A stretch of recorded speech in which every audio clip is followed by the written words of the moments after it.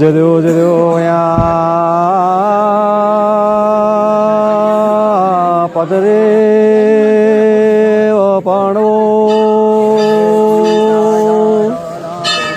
लेली मैना यवा मुँह मांगा जदो लानो मई यवा लेलीर मैना यवा यो जानो जा देवा।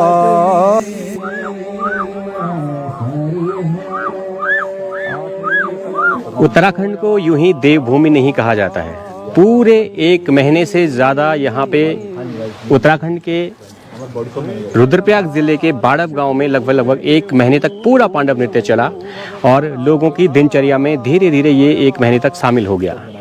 1 महीने के बाद महाभारत युद्ध के पूरा मंचन होता है और महाभारत युद्ध जीतने के पश्चात पांडव अब अपने राजपाट संभालने अपने घर जाते हैं। उत्तराखंड में भी यही परंपरा रही है और पांडवों का और यहाँ के स्थानीय लोगों के बीच में एक रिश्ता कायम हो जाता है। और जब पांडव लोग अपने घर को यानी कि अपने लोक को जाने लग जाते हैं तो हर गांव के लोगों की आंखें नम होती हैं और साथ में पांडवों का भी स्थानीय लोगों से एक संवाद बन जाता है और उनकी आंखों में भी आंसू होते हैं।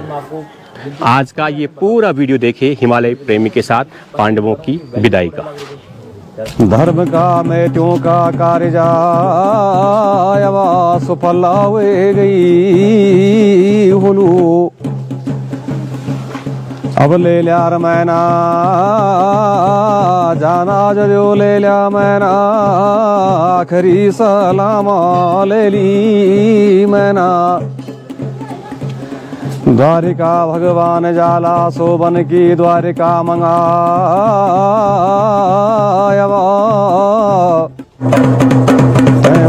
द्वारिका ते भाई मथुरा हरियाणा बोलो तुम जाला पंचदेव पांडवायवा श्योला इंद्रप्रस्थ मंगा जाला तुम तय धर्म जैतापुरी मंगा जाला। फिर बसंता बोड़ली फिर पंछी बासली फिर फूला फूलरा फिर ऋतु जानला हमो फिर बेदी बोलोला हमो भगवान जी गलकंठी लगोला हमो बरसू भली भ्योटा वेगे अवर में तो की यात्रा संपूर्ण वेगी हुली अवा यदि न ये मासा सदनी नियोणा समलोण्या रे जला यदि न ये मासा यवा।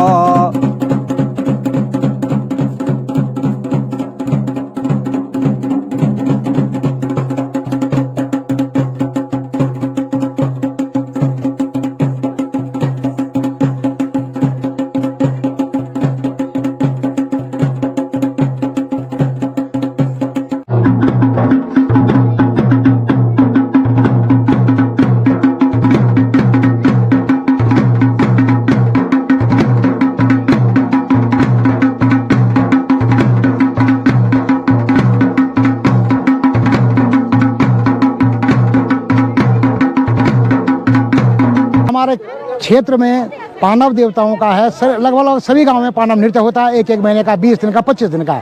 लेकिन बाड़व के पांडवों का एक ऐतिहासिक इतिहास है और वो इसलिए कि और अन्य ग्राम सभा में कहीं 10 साल 15 साल में जो बाण होते हैं वो दोबारा बनाए जाते हैं। लेकिन हमारे बाड़व गांव का ये इतिहास है कि जब से ये गांव बसा होगा जब से ये पांडव नृत्य शुरू हुआ होगा वो बाण कोई लोहे के नहीं है कोई स्टील के नहीं है तो लकड़ी के ही। किस लकड़ी का ये मैं नहीं जानता हूँ लेकिन आज तक वो न टूटे हैं न फूटे हैं एज इट इज़ है। तो ये अपने आप में बहुत दुर्लभ चीज़ है। दूसरी बात ऐसा मान्यता है हमारे पूरे क्षेत्र में कि बाड़ब के पांडवों से जो मनौती मांगता है, चाहे संतान प्राप्ति की हो या अन्य मनौतियाँ हों, 100% पूरी होती हैं, होती आई हैं। 60 साल मुझे भी होने को आ रहे हैं, मैंने भी देखा इतने सारे लोगों की मनौतियाँ यहाँ पर पूर्ण होती है। उसका उदाहरण ये है, अभी कोई चांदी का ढोल चढ़ा रहा है, कोई बाणों पर चांदी का छत्र चढ़ा रहा है, और इतनी मनौतियाँ इतने लोग लेके आ रहे हैं यहाँ पर कि कुछ ना कुछ उनको फल मिला होगा, फलीभूत हो रहे तब तो हो।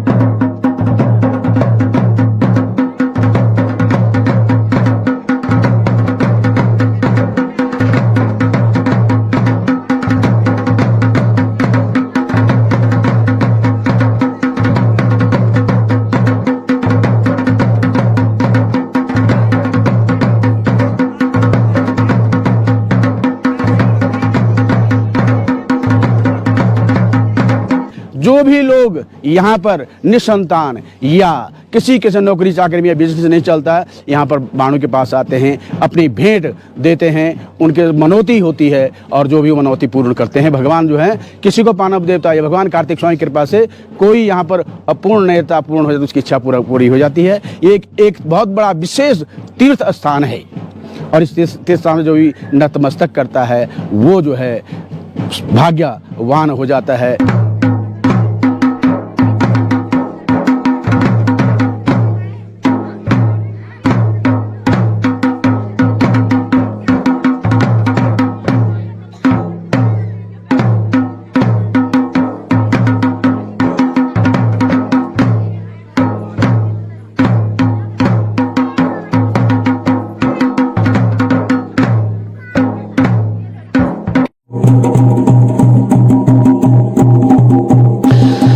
जुग जुग रया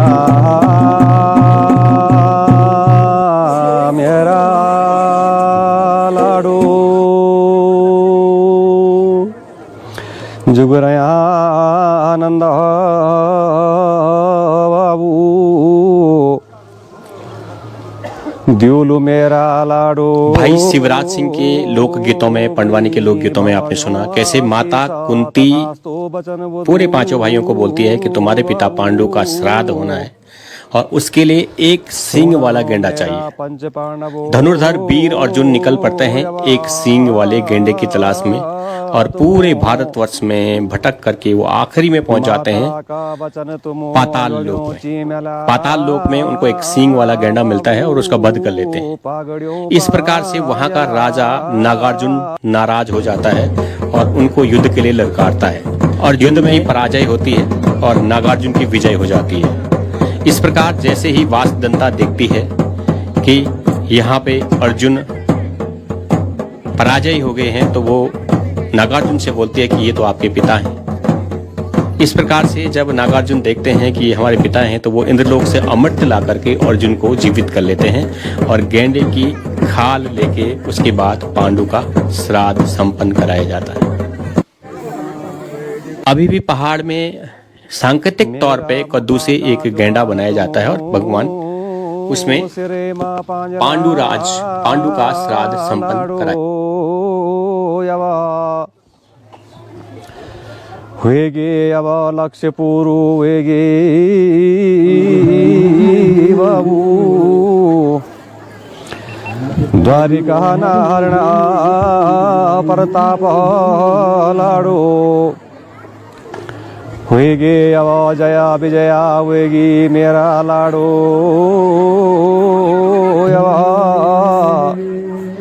हुएगी बाबू अब बैरियों को भंजना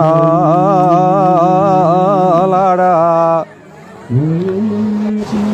जदो जदो